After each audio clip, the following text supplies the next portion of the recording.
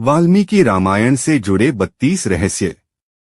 वाल्मीकि रामायण से जुड़े 32 ऐसे रहस्य जिनसे ज्यादातर लोग अनजान हैं।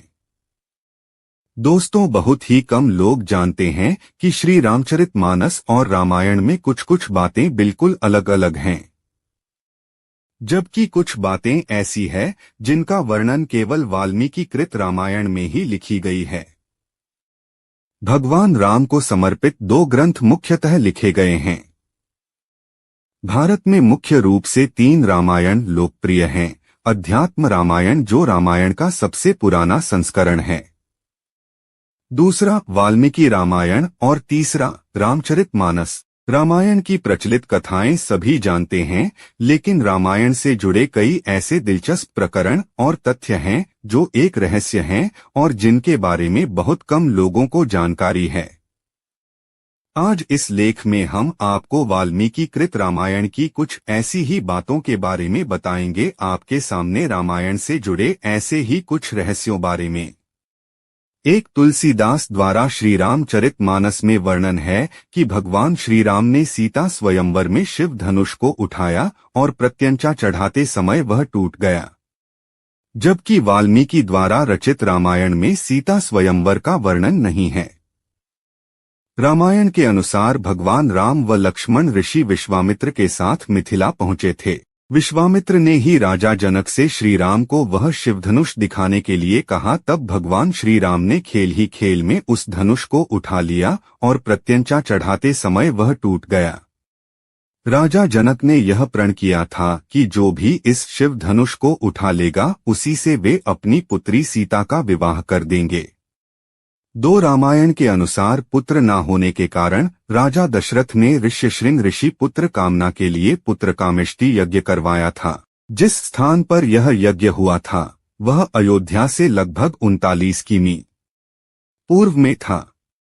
3 ये तो सभी जानते हैं कि भगवान राम विष्णु के अवतार थे, लेकिन यह बेहद कम लोग जानते हैं कि लक्ष्मण शेषनाग, भरत सुदर्शन चक्र और शत्रुघ्न शंख शैल के अवतार थे। 4 सीता के स्वयंवर में भगवान शिव के जिस धनुष का प्रयोग हुआ था उसका नाम पिनाक था। 5 जिस लक्ष्मण रेखा को पार कर सीता माता का हरण हुआ था उस लक्ष्मण रेखा का जिक्र न ही वाल्मीकि रामायण में है और न ही रामचरितमानस में। 6 विश्व विजय करने के लिए जब रावण स्वर्ग लोक पहुंचा तो उसे वहां रंभा नाम की अप्सरा दिखाई दी। अपनी वासना पूरी करने के लिए रावण ने उसे पकड़ लिया। तब उस अप्सरा ने कहा कि आप मुझे इस तरह से स्पर्श ना करें, मैं आपके बड़े भाई कुबेर के बेटे नलकुबेर के लिए आरक्षित हूँ, इसलिए मैं आपकी पुत्रवधू के समान हूँ। लेकिन रावण नहीं माना और उसने रंभा से दुराचार किया। यह बात जब नलकुबेर को पता चली तो उसने रावण को श्राप दिया कि आज के बाद रावण बिना किसी स्त्री की इच्छा के उसे स्पर्श करेगा तो उसका मस्तक 100 टुकड़ों में बंट जाएगा। साथ यह बात सभी जानते हैं कि लक्ष्मण द्वारा शूर्पणखा के नाक कान काटे जाने से क्रोधित होकर ही रावण ने सीता का हरण किया था, लेकिन स्वयं शूर्पणखा ने भी रावण का सर्वनाश होने का श्राप दिया था, क्योंकि रावण की बहन शूर्पणखा के पति का नाम विद्युत जिव था। वह काल के नाम के राजा का सेनापति था। रावण जब विश्वयुद्ध पर निकला तो कालके से उसका युद्ध हुआ। उस युद्ध में रावण ने विद्युत जीव का वध कर दिया। तब शूर्पणखा ने मन ही मन रावण को श्राप दिया कि मेरे ही कारण तेरा सर्वनाश होगा। 8 श्री रामचरितमानस के अनुसार सीता स्वयंवर के समय भगवान परशुराम वहां आए थे, जबकि रामायण के अनुसार सीता से विवाह के बाद जब श्री राम पुनः अयोध्या लौट रहे थे तब परशुराम वहां आए और उन्होंने श्री राम से अपने धनुष पर बाण चढ़ाने के लिए कहा। श्री राम के द्वारा बाण चढ़ा देने पर परशुराम वहां से चले गए थे। 9 वाल्मीकि रामायण के अनुसार एक बार रावण अपने पुष्पक विमान से कहीं जा रहा था, तभी उसे एक सुंदर स्त्री दिखाई दी। उसका नाम वेदवती था। वह भगवान विष्णु को पति रूप में पाने के लिए तपस्या कर रही थी। रावण ने उसके बाल पकड़े और अपने साथ चलने को कहा। उस तपस्विनी ने उसी क्षण अपनी देह त्याग दी और रावण को श्राप दिया कि एक स्त्री के कारण ही तेरी मृत्यु होगी। उसी स्त्री ने दूसरे जन्म में सीता के रूप में जन्म लिया है। 9 वाल्मीकि रामायण के अनुसार एक बार रावण अपने पुष्पक विमान से कहीं जा रहा था, तभी उसे एक सुंदर स्त्री दिखाई दी। उसका नाम वेदवती था। वह भगवान विष्णु को पति रूप में पाने के लिए तपस्या कर रही थी। रावण ने उसके बाल पकड़े और अपने साथ चलने को कहा। उस तपस्विनी ने उसी क्षण अपनी देह त्याग दी और रावण को श्राप दिया कि एक स्त्री के कारण ही तेरी मृत्यु होगी। उसी स्त्री ने दूसरे जन्म में सीता के रूप में जन्म लिया है। 10 जिस समय भगवान श्री राम वनवास गए उस समय उनकी आयु लगभग 27 वर्ष की थी। राजा दशरथ श्री राम को वनवास नहीं भेजना चाहते थे, लेकिन वे वचनबद्ध थे। जब श्री राम को रोकने का कोई उपाय नहीं सूझा तो उन्होंने श्री राम से यह भी कह दिया कि तुम मुझे बंदी बनाकर स्वयं राजा बन जाओ। 11 अपने पिता राजा दशरथ की मृत्यु का आभास भरत को पहले ही एक स्वप्न के माध्यम से हो गया था। सपने में भरत ने राजा दशरथ को काले वस्त्र पहने हुए देखा था। उनके ऊपर पीले रंग की स्त्रियां प्रहार कर रही थी। सपने में राजा दशरथ लाल रंग के फूलों की माला पहने और लाल चंदन लगाए गधे जुते हुए रथ पर बैठकर तेजी से दक्षिण यम की दिशा की ओर जा रहे थे। 12 हिंदू धर्म में 33 करोड़ देवी देवताओं की मान्यता है, जबकि रामायण के अरण्य कांड के 14वें सर के 14वें श्लोक में सिर्फ 33 देवता ही बताए गए हैं। उसके अनुसार 12 आदित्य, 8 वसु, 11 रुद्र और 2 अश्विनी कुमार, यही कुल 33 देवता है। 13 रघुवंश में एक परम प्रतापी राजा हुए थे जिनका नाम अन्य था। जब रावण विश्व विजय करने निकला तो राजा अन्य से उसका भयंकर युद्ध हुआ। उस युद्ध में राजा अन्य की मृत्यु हो गई, लेकिन मरने से पहले उन्होंने रावण को श्राप दिया कि मेरे ही वंश में उत्पन्न एक युवक तेरी मृत्यु का कारण बनेगा। 14 रावण जब विश्व विजय पर निकला तो वह यमलोक भी जा पहुंचा। वहां यमराज और रावण के बीच भयंकर युद्ध हुआ। जब यमराज ने रावण के प्राण लेने के लिए काल दंड का प्रयोग करना चाहा तो ब्रह्मा ने उन्हें ऐसा करने से रोक दिया, क्योंकि किसी देवता द्वारा रावण का वध संभव नहीं था।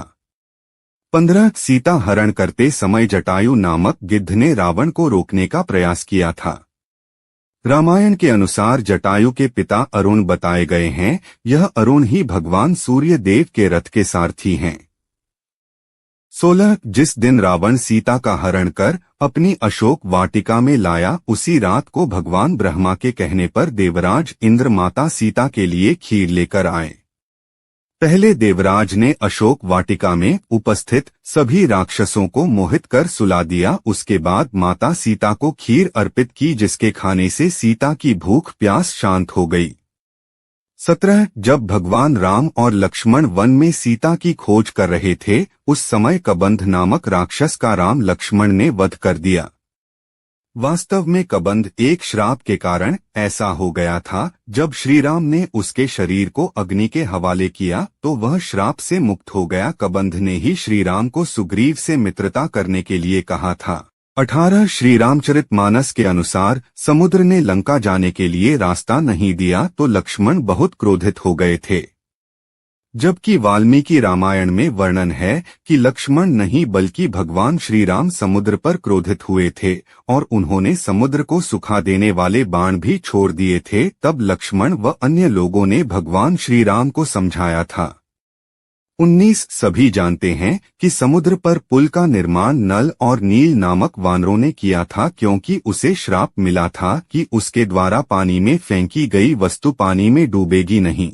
जबकि वाल्मीकि रामायण के अनुसार नल देवताओं के शिल्पी इंजीनियर विश्वकर्मा के पुत्र थे और वह स्वयं भी शिल्पकला में निपुण था। अपनी इसी कला से उसने समुद्र पर सेतु का निर्माण किया था।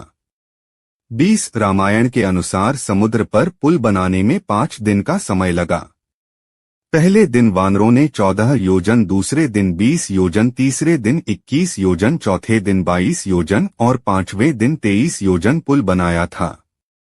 इस प्रकार कुल 100 योजन लंबाई का पुल समुद्र पर बनाया गया। यह पुल 10 योजन चौड़ा था। 1 योजन लगभग 13 से 16 किलोमीटर होता है।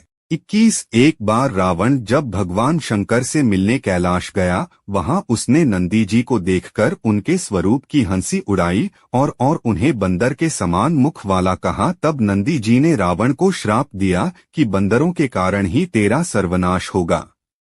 22 रामायण के अनुसार जब रावण ने भगवान शिव को प्रसन्न करने के लिए कैलाश पर्वत उठा लिया, तब माता पार्वती भयभीत हो गई थी और उन्होंने रावण को श्राप दिया था कि तेरी मृत्यु किसी स्त्री के कारण ही होगी। 23 जिस समय राम रावण का अंतिम युद्ध चल रहा था, उस समय देव राजेंद्र ने अपना दिव्य रथ श्री राम के लिए भेजा था। उस रथ में बैठकर ही भगवान श्री राम ने रावण का वध किया था। 24 जब काफी समय तक राम रावण का युद्ध चलता रहा, तब अगस्त्य मुनि ने श्री राम से आदित्य हृदय स्तोत्र का पाठ करने को कहा, जिसके प्रभाव से भगवान श्री राम ने रावण का वध किया। भगवान राम को ऋषि दुर्वासा को दिए वचन को पूरा करने के लिए अपने भाई लक्ष्मण को मृत्युदंड देना पड़ा था। इसके बाद ही लक्ष्मण ने जल समाधि ले ली थी।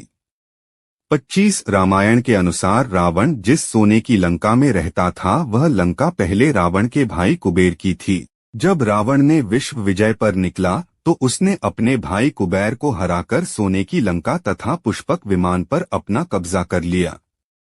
26 रावण ने अपनी पत्नी की बड़ी बहन माया के साथ भी छल किया था। माया के पति वजतपुर के शंभर राजा थे। एक दिन रावण शंभर के यहाँ गया, वहां रावण ने माया को अपनी बातों में फंसा लिया। इस बात का पता लगते ही शंभर ने रावण को बंदी बना लिया। उसी समय शंभर पर राजा दशरथ ने आक्रमण कर दिया। उस युद्ध में शंभर की मृत्यु हो गई। जब माया सती होने लगी तो रावण ने उसे अपने साथ चलने को कहा। तब माया ने कहा कि तुमने वासना युक्त मेरा सतीत्व भंग करने का प्रयास किया, इसलिए मेरे पति की मृत्यु हो गई, अतः तुम्हारी मृत्यु भी इसी कारण होगी। 27 रावण के पुत्र मेघनाथ ने जब युद्ध में इंद्र को बंदी बना लिया, तो ब्रह्मा जी ने देवराज इंद्र को छोड़े को कहा। इंद्र पर विजय प्राप्त करने के कारण ही मेघनाथ इंद्रजीत के नाम से विख्यात हुआ। 28 रावण की सैनिकों की संख्या 72 करोड़ थी। वाल्मीकि रामायण में 24,000 श्लोक, 500 उपखंड तथा 7 कांड है। गायत्री मंत्र में 24 अक्षर होते हैं और वाल्मीकि रामायण में 24,000 श्लोक है। रामायण के हर 1000 श्लोक के बाद आने वाले पहले अक्षर से गायत्री मंत्र बनता है। यह मंत्र इस पवित्र महाकाव्य का सार है। गायत्री मंत्र को सर्वप्रथम ऋग्वेद में उल्लेखित किया गया है। 29 ऋग्वेद में अकेले राम नहीं, सीता का भी उल्लेख मिलता है। ऋग्वेद ने सीता को कृषि की देवी माना है। बेहतर कृषि उत्पादन और भूमि के लिए दोहन के लिए सीता की स्तुतियां भी मिलती हैं। ऋग्वेद के 10वें मंडल में यह सूक्त मिलता है, जो कृषि के देवताओं की प्रार्थना के लिए लिखा गया है। वायु, इंद्र आदि के साथ सीता की भी स्तुति की गई है। काठग्राह्य सूत्र में भी उत्तम कृषि के लिए यज्ञ विधि दी गई है। उसमें सीता के नाम का उल्लेख मिलता है तथा विधान बताया गया है। 30 अशोक वाटिका से लंका दहन का सबसे अलग किस्सा। हनुमान का लंका में जाकर सीता से मिलना, अशोक वाटिका उजाड़ना और लंका को जलाने वाला प्रसंग तो लगभग सभी को पता है, लेकिन कुछ राम कथाओं में इसमें भी बहुत अंतर मिलता है। 14वीं शताब्दी में लिखी गई आनंद रामायण में उल्लेख मिलता है कि जब सीता से अशोक वाटिका में मिलने के बाद हनुमान को भूख लगी, तो सीता ने अपने हाथ कंगन उतारकर हनुमान को दिए और कहा कि लंका की दुकानों में यह कंगन बेचकर फल खरीद लो और अपनी भूख मिटा लो। सीता के पास 2 आम रखे थे, सीता ने वो भी हनुमान को दे दिए। हनुमान के पूछने पर सीता ने बताया कि यह फल इसी अशोक वाटिका के हैं। तब हनुमान ने सीता से कहा कि वे इसी वाटिका से फल लेकर खाएंगे। 31 राम कथा। यह जानकर भी आपको आश्चर्य होगा कि भारत में लगभग हर भाषा में राम कथा है, लेकिन सबसे ज्यादा संभवतः संस्कृत और उड़िया भाषा में ही है। संस्कृत में करीब 17 तरह की छोटी बड़ी राम कथाएं हैं, जिनमें वाल्मीकि, वशिष्ठ, अगस्त्य और कालिदास जैसे ऋषियों और कवियों की रचनाएं हैं।